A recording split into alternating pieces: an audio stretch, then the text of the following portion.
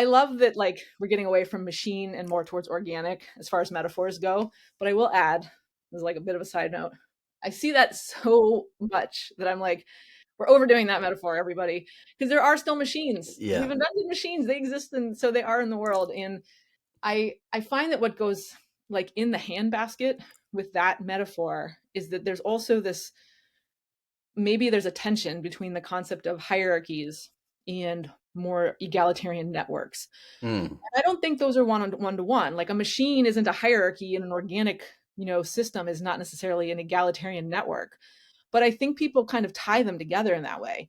And for good reason, because a lot of the things we model in a mechanistic way, in a deterministic system way, there are hierarchies. That's what makes it easy to predict and control what happens Yep. versus in organic systems. They are more egalitarian in the sense that they are networks that have lots of different links and flows, and it's not a hierarchy. So I understand why. But with that has come this kind of like all hierarchies are bad sort of mentality. Right. And like 99% of the time, I'm right there. Like, I'm here for anarchy in the philosophical sense of the word, not the Mm-hmm.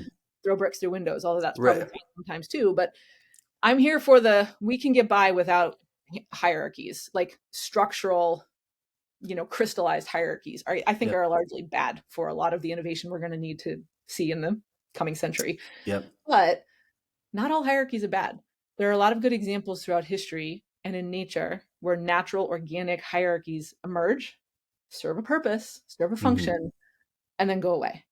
You could almost say a hierarchy forms like following that adaptive cycle. And then at the end, it, instead of reorganizing, one of the little options in that cycle has something just go away. And so that's okay. Yeah. Yeah.